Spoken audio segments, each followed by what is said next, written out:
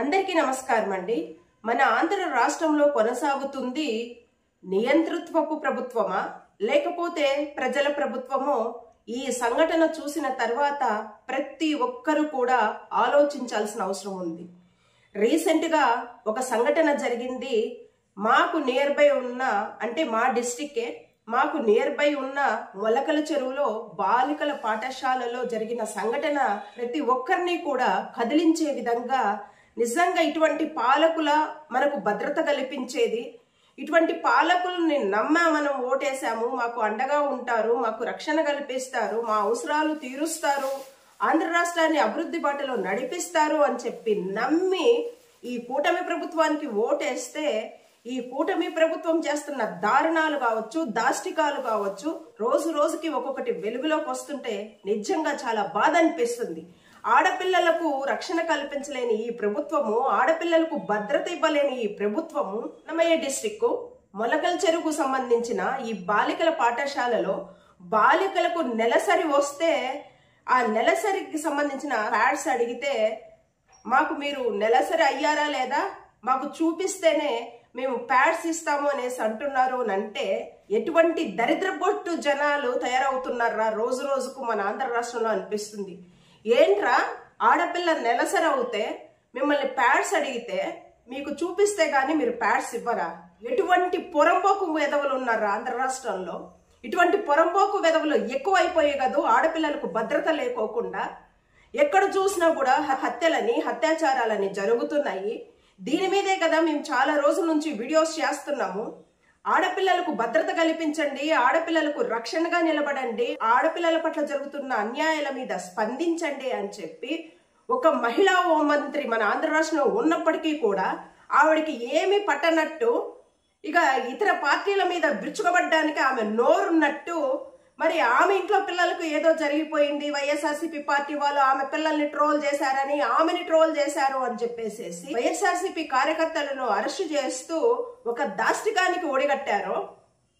మరి ఈరోజు ఒక ప్రభుత్వ పాఠశాలలో ఆడపిల్లలకు సంబంధించి నెలసరి వస్తే శానిటరీ ప్యాడ్స్ ఇవ్వండి అంటే, మరి నువ్వు అయ్యావో లేదో నాకు చూపించు అనేసి అంటున్నాడు అంటే వాడు అసలు మనిషేనా లేకపోతే పశువా? మరి విద్యాశాఖ మంత్రి ఏం చేస్తున్నాడు? మన లోకేష్ నాయుడు గారు డిప్యూటీ పదవి కోసం తెగ పాకులాడుతున్నారు కదా. ఆయన వంతు ప్రయత్నాలు చేసుకుంటూ మరి ఇటువంటివి వీళ్ళ వరకు చేరలేదా? చంద్రబాబు నాయుడు గారు కానీ, లేకపోతే లోకేష్ గారు కానీ, లేకపోతే పవన్ కళ్యాణ్ గారు కానీ, లేకపోతే ద గ్రేట్ పాపం హోమ్ మినిస్టర్ గారు, న్యాయానికి ధర్మానికి నిజాయితీ తర్వాతనే మేడము అనిత గారు కదా. మరి ప్రభుత్వ పాఠశాలలో ఇటువంటి దారుణాలు జరుగుతుంటే కళ్ళు మూసుకున్నారమ్మా? కళ్ళు గాని, చెవులు గాని, నోరు గాని కాకులు గద్దలు ఎత్తుకొని వెళ్ళిపోయాయా? ఇంక అడగాలి ఈ విధంగానే.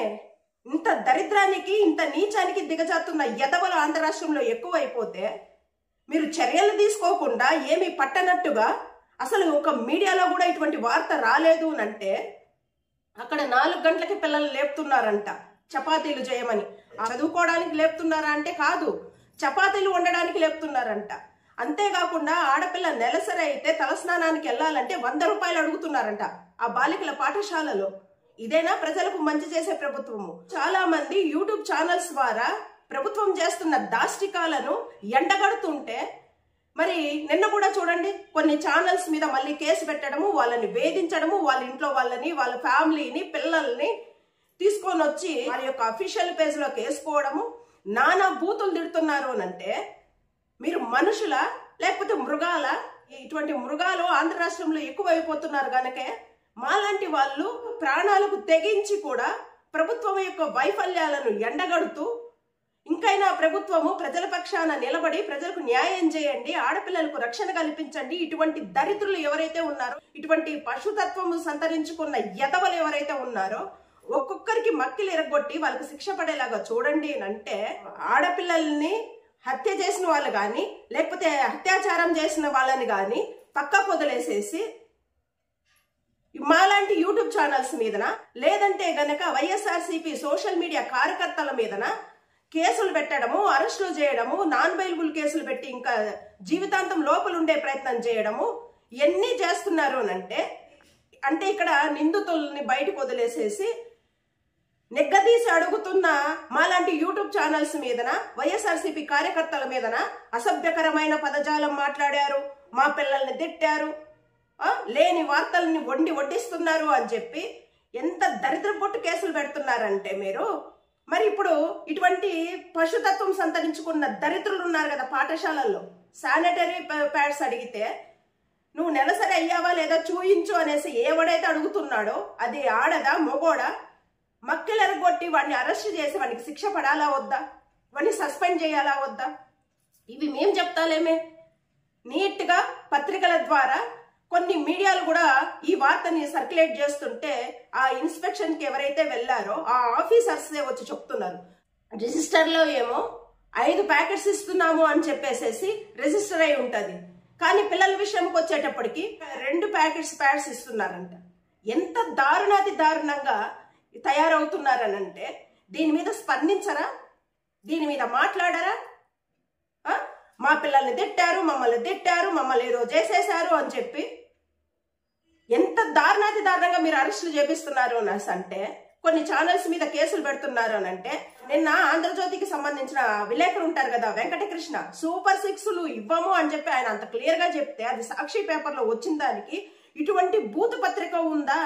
ఈ అక్షరాలు చూడండి ఎంత బూతుగా ఉన్నాయో, ఈ తెలుగు అక్షరాల్లోని ఇంత బూతు ఉంటుందా అనేసేసి ముఖం తెల్లగా పెట్టుకున్న ఆ వెంకటకృష్ణ ఎవడైతే ఉన్నాడో ఒకసారి ఈ న్యూస్ని చూడు.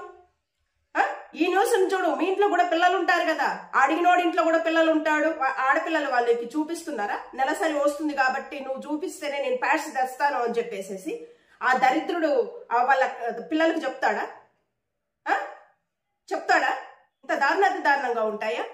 ఇవన్నీ పట్టించుకోరా? వీటి మీద స్పందన ఉండదా స్పందన? ఏదైనా మాట్లాడితే చాలు కేసులు అంటారు, అరెస్టులు అంటారు, చంపుతామంటారు, రైలు కింద బట్టి తొక్కిస్తామంటారు, తల తీసేస్తామంటారు. నియంతృత్వపు పాలన అధికమైపోతుంది రోజు రోజుకు కూడా. ఈ సూపర్ 6లు ఇంకా మేము అమలు చేయలేము అంటే దాని మీద పవన్ కళ్యాణ్ గారు స్పందించరు. ఈ సూపర్ 6లు ఏదైతే పక్కకి వెళ్ళిపోయాయో దీని మీద ప్రజల్లో పెద్ద ఎత్తున వ్యతిరేకత వచ్చేటప్పటికి పెద్దిరెడ్డి రామచంద్రారెడ్డి గారు ఏదో చేసేశారని ఒక సెన్సేషనల్ న్యూస్ క్రియేట్ చేయాలని చెప్పి ఒక దురాలోచనతో ఈరోజు డైవర్షన్ పాలిటిక్స్ జరుగుతున్నాయి ఆంధ్ర రాష్ట్రంలో.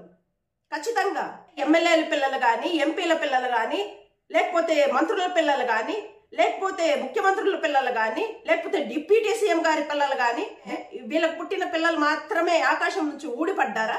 వీళ్ళని ఎవరైనా ఏమైనా అంటే మాత్రము ఎన్ని చర్యలు తీసుకుంటారు త్వరితగతిన? ఇటువంటి విషయాల మీద మాట్లాడితే మీకు కాలిపోతుందా? మేము ప్రభుత్వంలో ఉన్న లోటుపాట్లను ఎత్తి చూపుతూ వీడియోస్ చేస్తుంది దేనికి? మీరు సర్దిద్దుకుంటారు, మంచి పాలన అందిస్తారు, ప్రజలు ఈ విధంగా అనుకుంటున్నారు, మంచి పాలన అందివ్వండి అనేసి అడగడం కూడా మీ దృష్టిలో తప్పైపోయిందా? మాకు ఆ రైట్స్ ఉండవా? మేము పుట్టింది కూడా భారతదేశంలో, దట్టు ఆంధ్ర రాష్ట్రంలో, మాకు ఆ రైట్స్ ఉండవా? మీకు మాత్రమే పరువులు, మర్యాదలు, విలువలు ఉంటాయా? ఒక పేదవాడికి ఉండవా? ఒక పేదవాడి కుటుంబానికి పరువు, ప్రతిష్ట, విలువలు అనేది ఉండవా? ఆ పేదవాడు ఓటేస్తేనే కదా ఈరోజు మీకు ఆ పరువు కానీ ఆ ప్రతిష్ట కానీ మీకు వస్తుంది. చంద్రబాబు నాయుడు గారు దావూస్కి వెళ్తే పాపం రాత్రంతా నిద్ర లేదంట, మంచు లోపలికి వచ్చేసిందంట, బెడ్షీట్ కప్పుకొని పడుకున్నారంట. తెల్లారి 4 గంటలకి ఆయన బాధ్యత గుర్తు చేసుకొని ఆ యొక్క సమిట్కి వెళ్ళాడంట, ఆ ఆంధ్ర స్టాల్ దగ్గర కూర్చున్నారంట.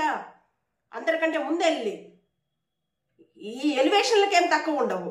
ఎలివేషన్లు ఇచ్చుకోవడం కాదు, ముఖ్యమంత్రి మీద, ముఖ్యమంత్రి కొడుకు మీద, పవన్ కళ్యాణ్ గారి మీద, లేదు అనిత గారి మీద పాపం లోకానికి విరుద్ధంగా వీళ్ళే చేసేస్తున్నారు. ఏదో చేసేసినాడని చల్లో వెళ్ళిపోయేసాడంట.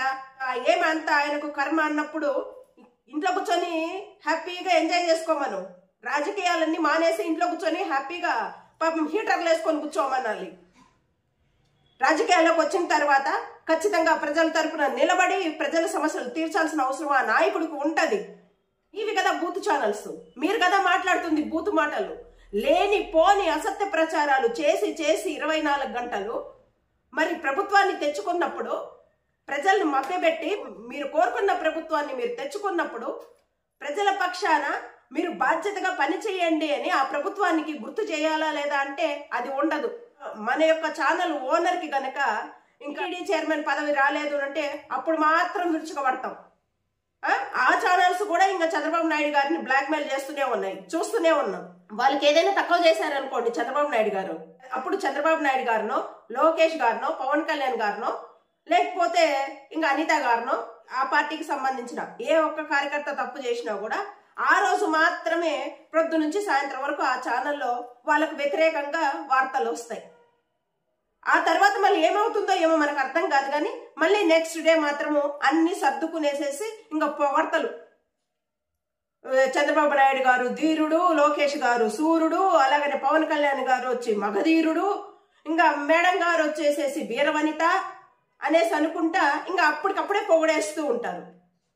ఒక క్లారిటీ లేదు మీ ఛానల్లో.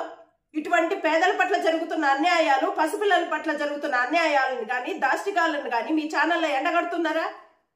ప్రభుత్వము బాధ్యతగా పని చేయండి అని చెప్పేసి చెబుతున్నారా అని అంటే ఎక్కడా ఉండదు మనకు. ఈ మధ్యన విజయకేసరి ఛానల్ మీద పడ్డారు.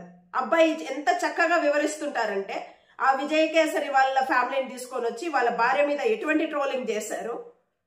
ఇంకా ప్రశ్న ఛానల్ మీద కేసులు, వైఎన్ఆర్ గారి మీద కేసులు, నిజాలు మాట్లాడితే బెదిరింపులు, కేసులా.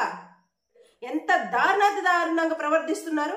నియంత పోగొడకు వెళ్తూ మీరు భయపెట్టిన మాత్రాన, బెదిరించినంత మాత్రాన, చంపుతామని హెచ్చరించినంత మాత్రాన బ్యాక్ అయిపోతాం అనుకుంటున్నారా?